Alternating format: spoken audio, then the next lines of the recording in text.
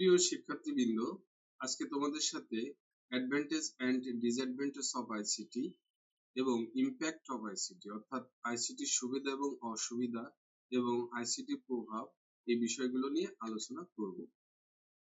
যদি একটু বুদ্ধি খাটিয়ে একটা প্রশ্ন পড়ি তাহলে আমাদের দুইটা প্রশ্ন একসাথে হয়ে যায়। দেখো দেখো যে আইসিটি এর সুবিধা এইটা পড়লে কিন্তু এর প্রভাবগুলো আমরা একইভাবে লিখতে পারবো। তাহলে চলো আমরা দেখি যে অর্থাৎ তোমাদের একটা কথা ক্লিয়ার আমি বলে দিই যে আইসিটির সুবিধা যদি প্রশ্নে থাকে যে উত্তর হবে, আইসিটির প্রভাব থাকলেও সেই একই ধরনের উত্তর তোমরা দিবা, শুধু একটু দুই একটা কথা এদিক সেদিক ঘুরিয়ে দিবা। অর্থাৎ বিশ্বের এক প্রান্ত থেকে অন্য প্রান্তে আমরা খুব দ্রুত যোগাযোগ করতে পারি। আর এই যোগাযোগ মাধ্যম হিসেবে আমরা email, mobile, WhatsApp, Messenger, video কলের মাধ্যমে খুব দ্রুত যোগাযোগগুলো করতে পারি। তাহলে দেখো দ্রুত যোগাযোগের ক্ষেত্রে আইসিটির ভূমিকা খুবই গুরুত্বপূর্ণ। আইসিটি ব্যবহারের ফলে তথ্য তাৎক্ষণিকভাবে এক স্থান থেকে আরেক স্থানে পৌঁছে দেওয়া যায়। Email, social media, video conference, instant messaging app ইত্যাদির মাধ্যমে খুব কম সময় ব্যক্তিগত, সামাজিক ও আন্তর্জাতিক যোগাযোগ সম্ভব হচ্ছে। এছাড়া জরুরি বার্তা, অফিসিয়াল নোটিশ, ব্যবসায়িক তথ্য, সেবা সংক্রান্ত তথ্য প্রেরণ করা যায়, যা সময়, শ্রম ও ব্যয় সবই কমিয়ে কার্যকারিতা বাড়ায়। ফলে আধুনিক বিশ্বে দ্রুত ও নিরবিচ্ছিন্ন যোগাযোগ আইসিটি অপরিহার্য ভূমিকা পালন করে।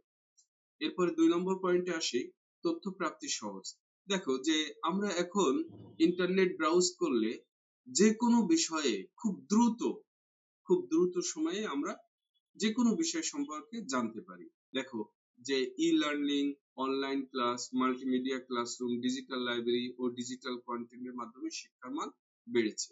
তাহলে দেখো যে আজকে এই আইসিটি না থাকলে আমি এইভাবে তোমাদের কাছে এই ক্লাসটা উপস্থাপন করতে পারতাম না। চাই যে আমি কানাডার একটা বিখ্যাত প্রফেসরের ক্লাস করব, তাহলে কিন্তু আমার কানাডায় যাওয়া লাগছে না, আমি অনলাইনের মাধ্যমেই সেই প্রফেসরের ক্লাস করতে পারছি, বা যে বিষয়ে আমি ক্লাসে সেই বিষয়ে আমি ক্লাসগুলো করতে পারছি বা জানতে পারছি। কম্পিউটার, সফটওয়্যার, স্বয়ংক্রিয় টুল ব্যবহারের মাধ্যমে খুব অল্প সময়ে বেশি কাজ সম্পন্ন করা যায়। Email, video conference, chatting app ইত্যাদির মাধ্যমে অফিসের ভিতরে ও বাইরে যোগাযোগ দ্রুত হয়, ভুল কমে। Digital file, cloud storage, database ব্যবহারে তথ্য সুরক্ষিত থাকে এবং প্রয়োজনের সময় সহজে পাওয়া যায়। বিশ্লেষণ সফটওয়্যার, রিপোর্ট জেনারেশন টুল ইত্যাদি ব্যবহারে সঠিক তথ্য ভিত্তিক সিদ্ধান্ত নেওয়া যায়। আইসিটি টুল ব্যবহারের ফলে ভুল কম হয় এবং কাজের মান উন্নত হয়। ইন্টারনেট, ক্লাউড সার্ভিস ও অনলাইন প্ল্যাটফর্মের মাধ্যমে যে কোনো স্থান থেকে কাজ করা সম্ভব হয়।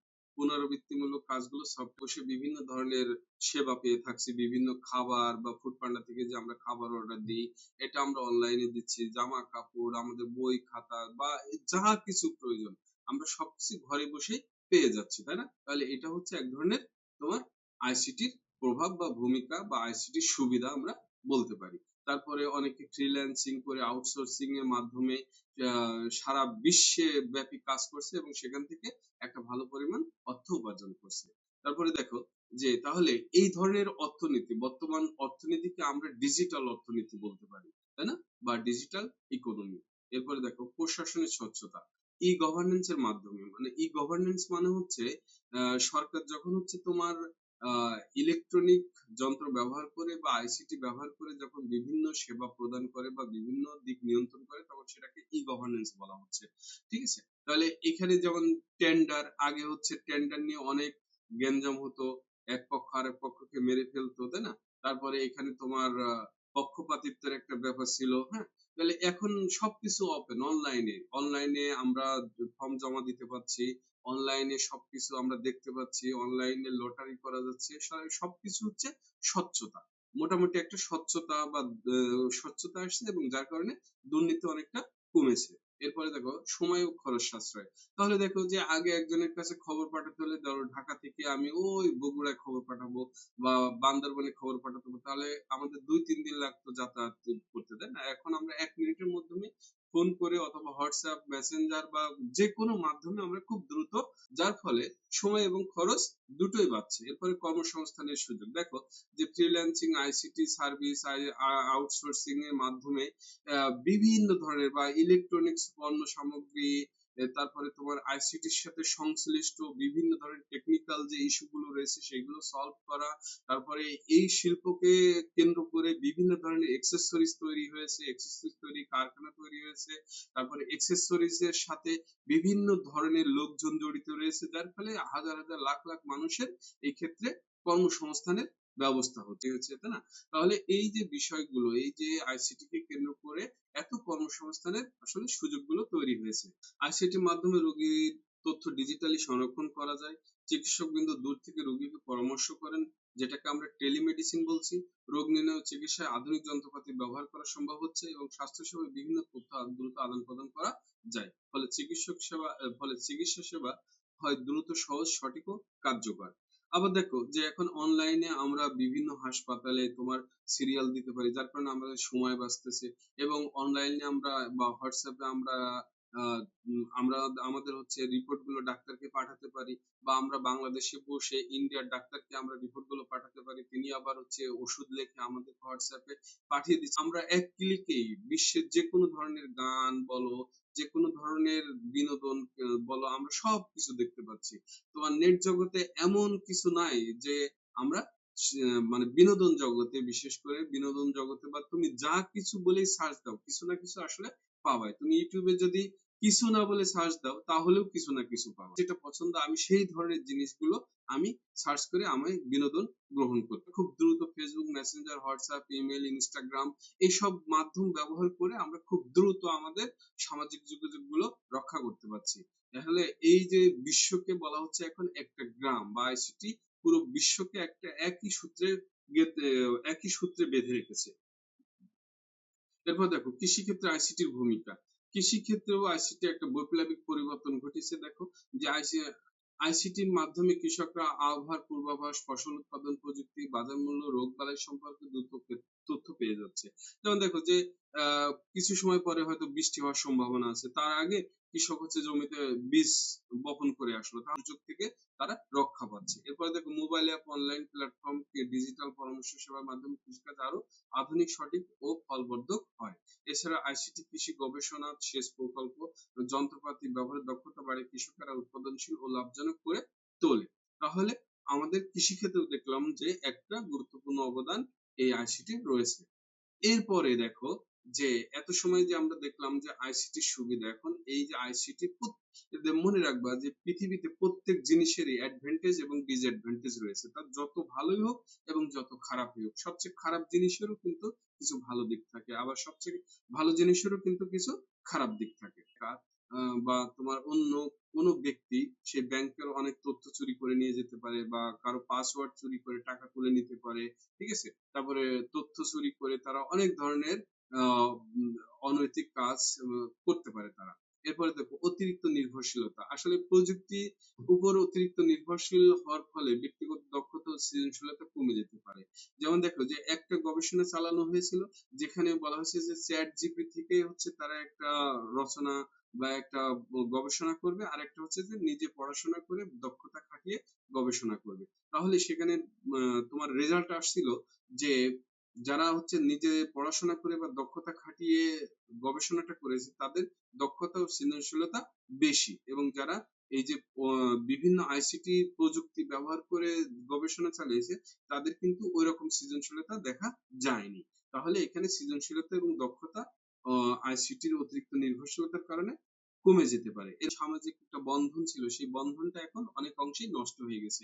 একই বেডে শুয়ে দুইজন দুই দিকে মুখ নিয়ে মোবাইল দেখতেছে, তাহলে আসলে কেউ কারোর সাথে কথা বলতেছে না, সে আসলে ভার্চুয়াল জগতে আছে। তাহলে এই যে সামাজিক যে বন্ধন, অর্থাৎ হাজবেন্ড ওয়াইফ দেখছে একই বিছানায় আছে, কিন্তু তারা দুইজন দুই পাশে মোবাইল নিয়ে বসে আছে। বাপ বা ফ্যামিলির মা বাবা ভাই বোন সবাই যার যার মতো নিয়ে তোমার বসে আছে। তাহলে এইগুলো হচ্ছে সামাজিক বিচ্ছিন্নতা তৈরি করছে। তারপরে দেখো স্বাস্থ্যগত সমস্যা। দীর্ঘ সময় কম্পিউটার মোবাইল ব্যবহারের ফলে আমাদের চোখের সমস্যা হতে পারে, ঘাড়, কোমর ও হাতে ব্যথা হতে পারে, অনিদ্রা দেখা দিতে পারে। এগুলো স্বাস্থ্যগত সমস্যা অনেক সময় দেখা দিতে পারে। এরপরে দেখো পরিবেশগত সমস্যা। দেখো যে পরিবেশগত সমস্যা একটা বড় ধরনের সমস্যা হিসেবে দেখা দিয়েছে। পুরোনো কম্পিউটার, মোবাইল, ট্যাব, বিভিন্ন ডিভাইস ও সার্ভারে ব্যবহৃত বিভিন্ন যন্ত্রাংশ ইত্যাদি ফেলে দেওয়ার বিপুল পরিমাণ ই বর্জ্য তৈরি হয়। অর্থাৎ ইলেকট্রনিক পণ্য থেকে যে বর্জ্য তৈরি হয় তাকে আমরা ই বর্জ্য বলছি। এতে সীসা, পারদ, ক্যাডমিয়াম সহ ক্ষতিকর রাসায়নিক পরিবেশ দূষণ করে। তাহলে এতে যে ক্ষতিকর রাসায়নিক উপাদানগুলো রয়েছে সেগুলো হচ্ছে কি করে? পরিবেশ দূষণ করে। ইলেকট্রনিক পণ্যের উৎপাদন প্রক্রিয়ায় কারখানাগুলো থেকে বায়ু দূষণের সৃষ্টি হয়। ডিভাইস তৈরির জন্য প্রচুর পরিমাণে ধাতু, খনিজ ইত্যাদি ও অন্যান্য প্রাকৃতিক সম্পদ উত্তোলন করতে হয়, যা পরিবেশের ভারসাম্য নষ্ট করে। ICT device, data centre, server room ইত্যাদি প্রচুর বিদ্যুৎ ব্যবহৃত হয়। এতে জীবাশ্ম জ্বালানির ব্যবহার বাড়ে এবং কার্বন নিঃসরণ বৃদ্ধি পায়। ডিভাইসের কেসিং, তার ও প্যাকেজিং সহ বিভিন্ন অংশে ব্যবহৃত প্লাস্টিক পরিবেশ দূষণের একটা অন্যতম কারণ। বড় বড় সার্ভার সেন্টার প্রচুর তাপ উৎপাদন করে এবং সেগুলো ঠান্ডা রাখতে আরো বেশি শক্তি ব্যবহার করা হয়। এতে বৈশ্বিক উষ্ণায়নের প্রভাব পড়ে। ইলেকট্রনিক ডিভাইসের অনিয়ন্ত্রিত নিষ্পত্তি বা পুনর্ব্যবহারের সময় রাসায়নিক পদার্থ মাটিতে ও পানিতে মিশে যাচ্ছে। এরপরে দেখো ভুল বা গুজব তথ্য ছড়ানো। এটা এরকম হয়ে যায় যে সবাই শুনছে যে কান চিলে নিয়েছে। আসলে কানের দিকে কেউ হয়তো অনেক সময় হাত দেয় না। সবাই সিলের পিছনেই দৌড় দেয়। তাহলে এই যে গুজব ছড়ানো কিন্তু খুব সহজ হয়ে গেছে।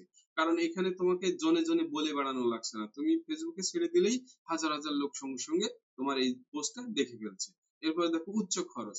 দেখো যে আধুনিক ডিভাইস বা যন্ত্রপাতি, বিদ্যুৎ খরচ লাগে, ইন্টারনেট খরচ লাগে। তাহলে এইগুলো চালানোর জন্য আসলে আমাদের একটা উচ্চ খরচের প্রয়োজন হয়, যেটা আমাদের অর্থনীতির উপরে প্রভাব ফেলছে। এরপরে দেখো প্রযুক্তিগত ত্রুটি, সার্ভার ডাউন, নেটওয়ার্ক সমস্যা বা ডিভাইস নষ্ট হলে কাজ পুরোপুরি বন্ধ হয়ে যেতে পারে। যেমন অনেক সময় আমরা ব্যাংকে গেলে বলে যে টাকা এখন তোলা যাচ্ছে না, সার্ভার ডাউন।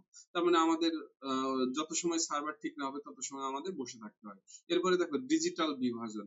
ডিজিটাল বিভাজন বলতে অর্থনৈতিকভাবে সবাই সক্ষমতা একই না। তাহলে সবাই একই ধরনের আইসিটি সুবিধা পাচ্ছে না। আবার বিভিন্ন জায়গায় নেটওয়ার্কগত বিভিন্ন ধরনের প্রবলেম আছে, ফলে উন্নত অনুন্নত এলাকার মানুষের মধ্যে প্রযুক্তিগত বৈষম্য তৈরি হয়। এরপরে দেখো যে সর্বশেষ পয়েন্টটা হচ্ছে নেশা ও সময় অপচয়। দেখো যে আমরা ঘন্টার পর ঘন্টা মোবাইল নিয়ে বসে আছি, যেটা আমাদের আসলে এক ধরনের নেশার মতো পরিণত হয়েছে। আবার অনেক ক্ষেত্রে আমরা বাচ্চাদের ক্ষেত্রে দেখি যে মোবাইল না দিলে সে ভাতই খাচ্ছে না। তাহলে এই ধরনের এই এক ধরনের আসক্তি তৈরি হয়ে গেছে এবং এই আসক্তি আমাদেরকে কর্মক্ষমতা এবং আমাদের স্বাস্থ্যগত অনেক সমস্যা দেখা দিচ্ছে। তাহলে আমরা বলতে পারি যে আসলে আইসিটি আমাদের জীবনের ক্ষেত্রে এমন ভাবে মিশে গেছে যে যেটাকে আমরা বাদ দিতে পারবো না। তাহলে আমাদের উচিত যে এই বিষয়গুলোকে সঠিকভাবে এবং আইসিটির যে সঠিক ব্যবহার এবং বয়স এবং অবস্থা অনুযায়ী ব্যবহার করলে আসলে আমাদের কোনো ক্ষতি হবে না। সুবিধা গ্রহণ এবং অপব্যবহার রোধ দুটোই খুব জরুরি। আপনাকে ধন্যবাদ। পরবর্তী ভিডিও দেখার আমন্ত্রণ রইল।